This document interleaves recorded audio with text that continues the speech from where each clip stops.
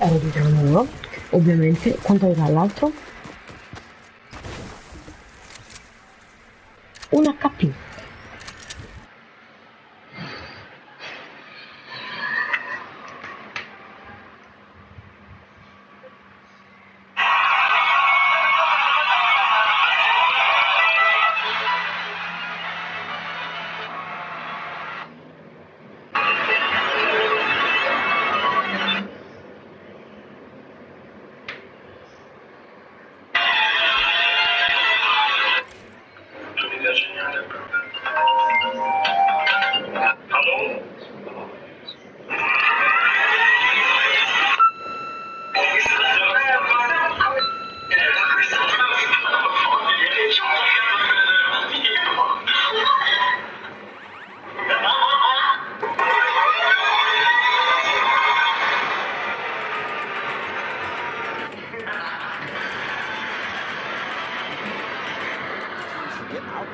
Under that carpet that they made. It was so wide, so strong. And you know, by the time that he ran out of HP, by the time he was about to go to zone, they made sure they capitalized on that last situation. So I'm seeing something a little bit odd. I see Fortnite on the East servers. Hello? And, you know, not like his own partner. This is a new one. Absolutely. You talk about week 10 pressure. You know, it makes people make these not maybe drastic, but interesting choices to make sure they are on top of their game and have the most amount of chance to qualify. They're playing at their peak performance. So at the moment, Anthony and Riverson, two big powerhouses, solos and duos, coming together. We'll see if they can use their position as a pivot point to make sure the entire server answers to them, just like we saw from the last game, Ball. And Anthony was one of those players that was severely, very hyped. And last fall, it's almost a year now since the about his partner Joseph splitting up now and, you know, going with Riverside here and Riverside obviously possibly moving to the East Coast for this. Big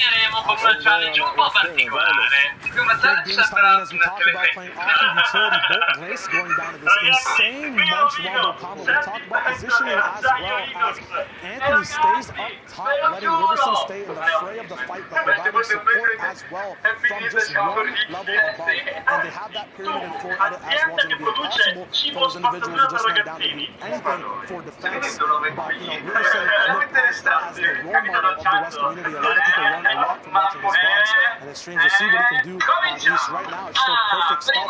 Maybe he switched back to his ping as well. But if he is playing on 60, it looks really good. Looks good indeed. Now moving on to another duo that definitely looks good. It's Commandment and High Sky. Commandment obviously qualifying in the first week of solos. Not yet qualifying in duos. His partner High Sky over here. I also saw in the background Stephen Twyfo, who had a very, very great performance in week 8. Smooth one of those guys who was just barely making it week after week after week. The last opportunity here. You have that lift to go. That's going to get them very far in this game. Yeah, they actually choose, I think, a good jump pad instead of might have been an enemy lift. High Sky being the one who also had a very, very awesome Blackheart performance. We'll see if he can replicate that in this one as well. Yeah, first place. It was amazing. But we got learned. We'll see if that reload might come in the way of the beam. It does, unfortunately. No damage going down as his in-break has the rift and smokes as well. As Commitment now gets up with his bandages. A big shot coming off on Warrior. That's a lot of good stuff earned by High Sky there. You have to actually notice and take note of how he actually pulled out his rift. He was like, let's go, I'm ready for this. But then it's starting to, you know, realize exactly what needs to go on. And he gets beamed down, but he waited that last extra second to get that elimination. But thankfully for Commandment, at 1 HP, he does have the minis and the bandages to recover. After week 6, people understood that white health is something you have to prioritize so much, especially with the storm flip coming in throughout this whole week. It was just recently disabled for week 10, so people might still be on that bandwagon of holding that white health as for patterns when you practice and then you play again. He's very thankful for that right now, Commander, because he has those white HP somehow finding each other in the same box after smokes. It's so hard to locate a good path to move around in, but now Commander looking for anything to capitalize on. Big beams coming down, 272. The entire blue shield gets broken from that low ground commando skin. Fami finally going down to the storm actually after that beam. We'll see if these guys can smoke again, stick together. Balls everywhere as well. They're going to be dropping down to the low ground. This is the best option for people trying to stick together, but the riskiest after it's done, because you have to now make an entire new development of your own lair, your own boxes, to get enough pressure to capitalize on to the rest of the game. Now, Commandment going down to low ground here with High Sky. I'm curious what's in High Sky's inventory, because we haven't seen them swap any sort of heals or anything like that yet. But Commandment did get that siphon from the player who went down to zone, but hold on. Squirrels coming in from the side. They back up together. Now Shadow's going in again. So, Shiloh, you've fought with all these situations many times. Look what happened here to Commandment. Playing low ground in these situations end up being so risky, but also potentially rewarding as he picks up one more elimination. The biggest thing about this zone at the moment is that although people hit you, balls are still available, making it so that there's not too many builds blocking Commandment from coming back up from that low ground. We talk about low, let's switch over to high. Riverson up top with Anthony, once again doing the rain dance, all the bullets falling down below. Frey, Snoot, and Thwyfo are actually going to be the ones to get the front of that force from up top. Riverson dropping down, taking a little bit of fall damage, needs a siphon elimination here as he does not have any white heals at the moment. A surprise box opening is now going to be realized at where the pressure's coming from Riversand. We'll see if he can dynamically switch between these layers and get a nice vantage point or a surprise shot off on anyone, but there are so many hard maps at this point. Everyone's adapted on the rotation meta, the timing meta, when to hide wood out, when to use grit and metal. And it's going to be so hard, especially if you get a top AR to beam through these builds. You see him trying to open up the sightlines, trying to break through to create any sort of gap where he can find an opportunity. And it does get a little bit of a shield tag, but still nothing yet. As you talked about, the hard mats being so useful for these players down on low ground. Now, that's Thwyfo who goes down, so Snood now left on his lonesome. We talk about using utility. There's not much available left to crack open the server. We did see Riverson use some stinks earlier to capitalize on an elimination. High Sky now down on bottom with Bluff. These guys will have to fight for this entire layer. Big shots being traded. Bluff goes and gets that elimination on High Sky. TJ now falling with COD Genesis. One of the other duos left is going to be a 2v2v1. Anthony and Riverson want to crush down this entire high ground layer. Makes it very easy to pressure. No one's on ultimate low at the moment. Can Bluff call that bluff and go all the way down? COD Gen comes down to Bluff. He might get the siphon for that as well. Give him a nice, easy picking on Anthony and Riverson, as well as they might be able to take height now. A 1v1 coming in, but Riverson representing NA East now, popping off and getting that elimination. Switching coasts, and I think that was a perfect, opportunity to talk about their chemistry there in the last moments. That timing by Anthony and Riverson to come down right on top of all the duos, right as they all felt within each other, all of them trading shots together, and then they just come in and clean up. That's all they needed to do. Absolutely, just stick on the same page, not one person building and one person shooting, 2 shots coming in, and a nice 1-for-2 trade there, or 2-for-1 trade, netting them the win. And now I have Zolfer showing on once again a pull and peek of layer. Looks like every region is now having their own respective biome to play in. We saw EU with a lot of guys with Northeast games. We'll see if the filter, the great filter, can be overcome this time. As Thick Boy Uravs and 99 Zolfer see if they can hold off on this pressure. The wall replaces, you're never sure how much ping your enemy has, how much you have. Oh, big trap placement coming in. B-Man going down, no secret there. As the whole server now knows the mistakes they've made on that push. That was a crazy prediction there by Zolfer to realize, hey, he's pressuring my roof, he maybe got the roof or 2 or whatever, but then realized that he was going to drop down on my wall nuts. I'm going to go ahead and preemptively place this trap. He fell right into it. The grind that these players do, Atlantis to Duo Arena to these big pro skins, you'll be facing so many people and identifying so many patterns that sometimes it's just second nature to predict things that just work out for you all the time as well. Sheep and Family now on the top of Polar Peak. Speaking of second nature, we're in the boss fight era right now, so that is exactly true. Sheep and Family with the high ground on Polar Peak, they're trying to control this entire thing. They're trying to control that edge, and it could be so valuable for them. No, I'm going to go ahead and dive down. At the moment, not Panda, not in his natural climate. Going to get frosted over by Sheep. who's going to survive with that big wolf fur all over his body.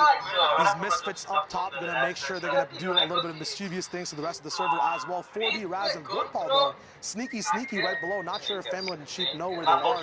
Famwood making sure he has some insurance just in case the zone does bounce back. It's actually looking like it is going to go a little bit behind them. They have that prime position once again. You just mentioned the insurance right there. What Famwood did was actually connect to the side of Polar Creek so that he makes sure, hey, Raz and Vorpal, I know you guys are down there. I know we land on your base, but this is our real estate now. If you want to go ahead and make any plays that you can, I bought it. The Fortnite housing market has some beef in it right now. We'll see if these guys can figure it out. Up that property value. Gonna look at Loga right now. Once again, these people getting caught on the backside of zone, maybe using that rift a little bit too late, all the way up top. Tyler's now getting knocked after that. The sacrifice you make on Loga sometimes can be too much to give you any advantages as well. A stinker coming out on the follow-up Axiom gets... He's doing it in his head right now. He knows exactly what he hit that player for. He saw the light damage come through. He did the math. He did the addition. He knows one stink is going to take you out. Perfect recognition here. They took out Painful's teammate a second ago, but no, I thought he was going to go right through the back of that. It's going off the side of Polar right now, and we know who's up on top. It's still Family and Sheep.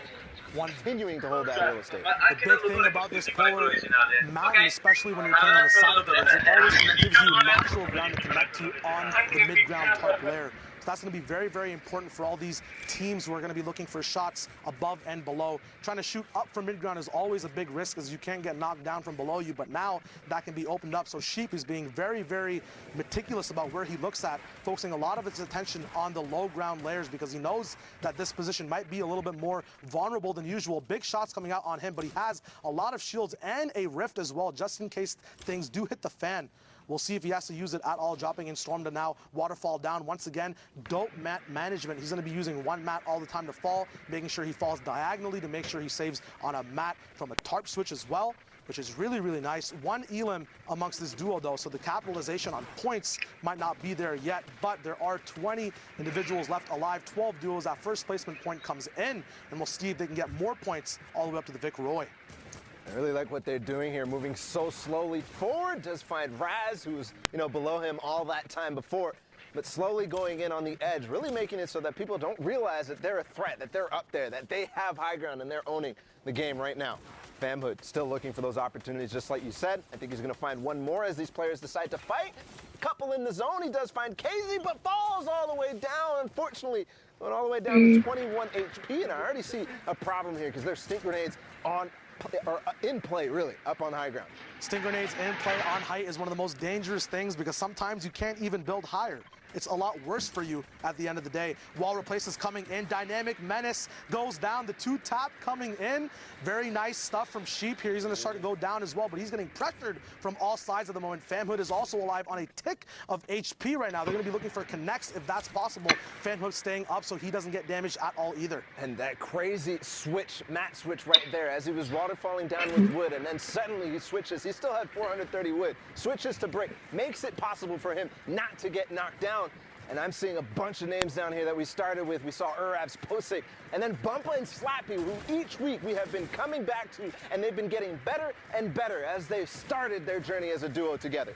Absolutely. High tier loot as well from everyone, so every shot that connects will connect hard. Clank now trying to find a way through with Posick. We'll see if they can come up. 5 eliminations up. Can they get more? The final placement points has been handed out. A shadow comes in, and he gets stopped and slapped away. Slappy gonna get eliminated at the end over there. Some edits getting misplayed from Clank. Can he make it in? 46 HP, 26 now. A lot of damage taken, gonna be detrimental towards the end of the game. Famhood actually goes down, so Sheep is left by himself. Clank jumping all the way up. Looks like he actually gets eliminated by the Storm, trying to go for an advantageous position. Slappy actually got the elimination there because the Storm took him out, and Bumpa's still alive, so that point does connect, and they get into the top 5 as Super Evan goes down. Now it's a 1v1v1.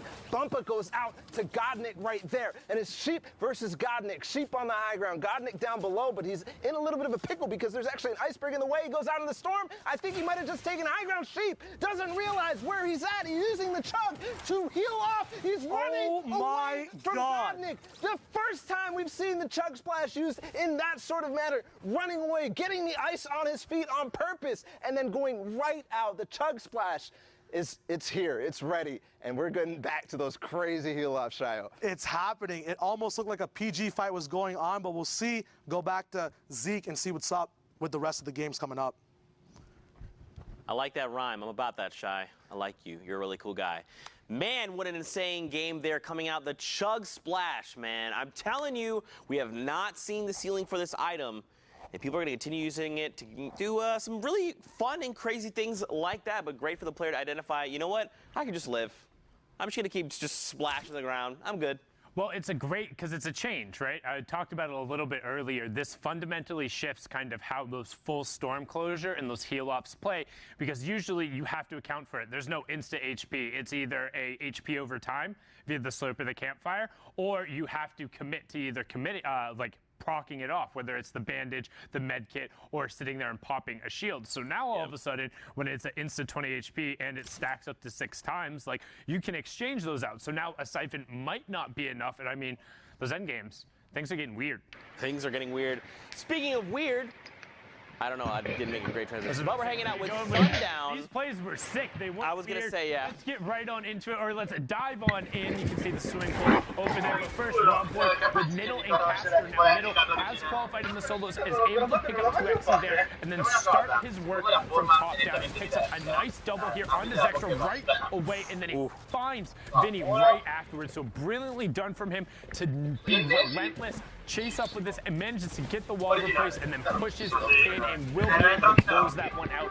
But gets knocked there. Castro, however, didn't go down to contest and is going to be able to ride this one. You can see it's a 2v1v1. He equalizes by picking up Top Gun and then getting the first shot and the second one.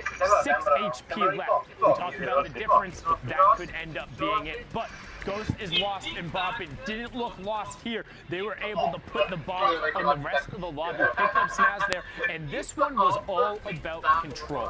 They're running the high ground from the entire time. They made sure they identified the threats by them, and then they picked good targets on the edge of the storm. And you can see Ghost following up right away. Virtue trying to make a move, but it wasn't enough, and Boppin is going to be able to just follow it up, and you can see them being relentless. And then Ghost, this is great. They tarp out the whole level. They know he's there, and Ghost is like, we're not going to lose. I'm 100-100. I'm going to go down.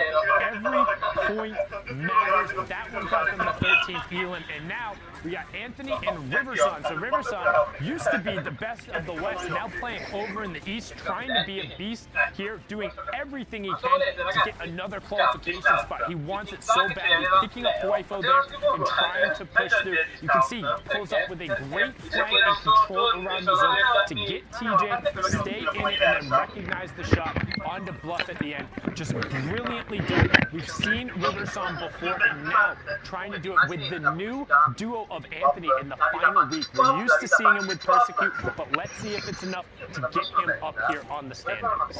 Here we go. Right now at the top, you've got Zayt and Saf leading with 48 points.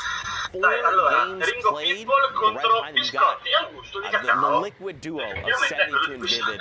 Tetra and Eclipse right behind them. And look at this, man. From top to bottom, an 8-point spread.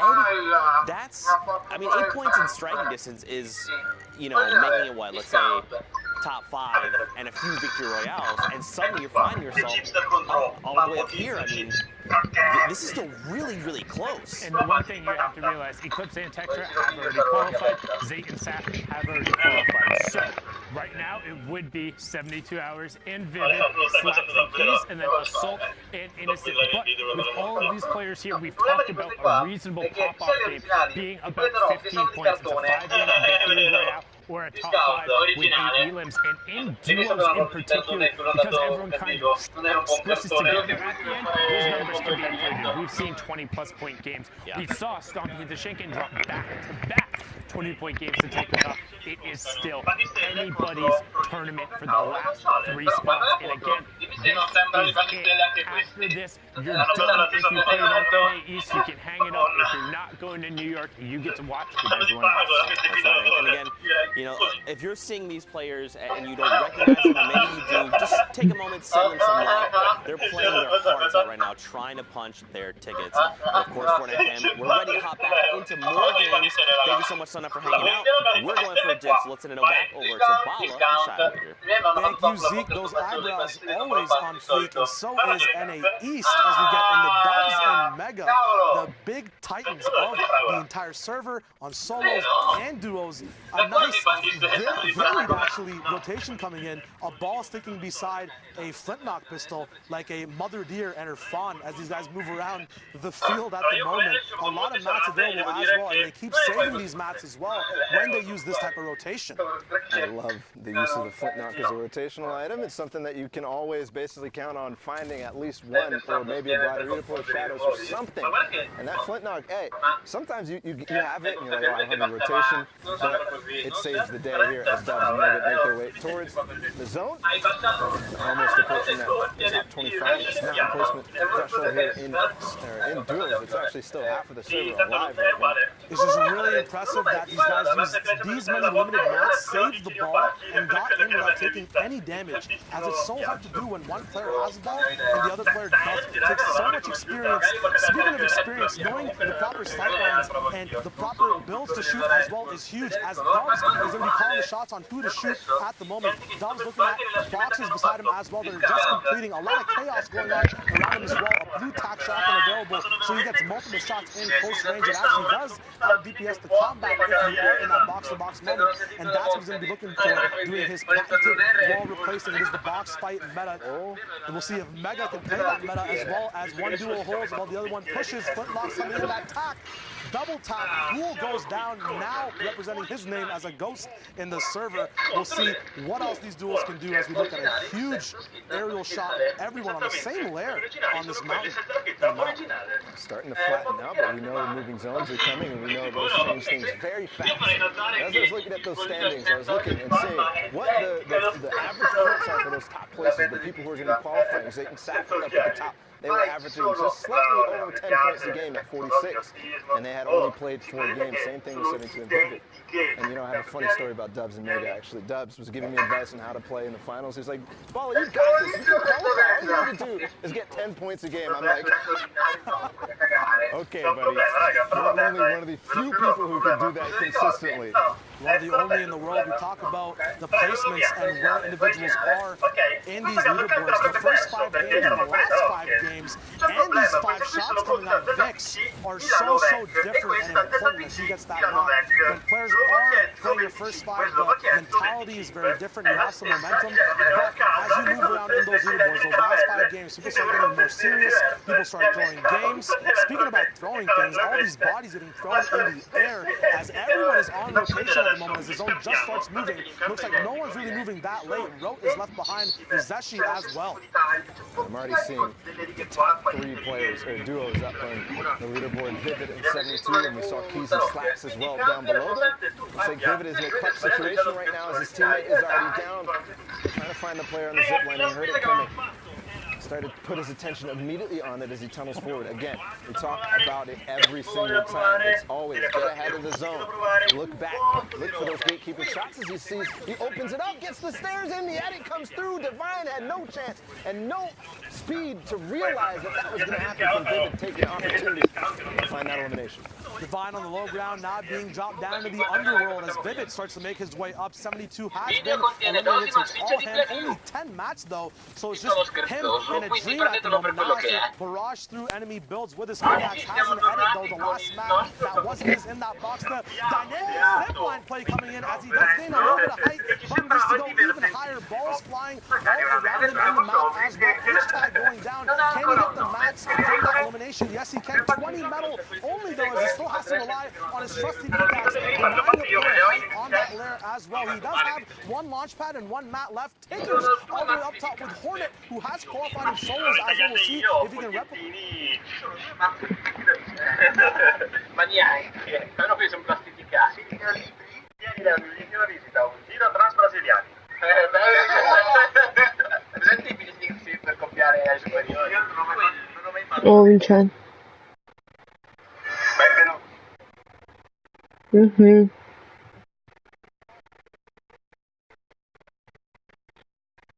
Perché?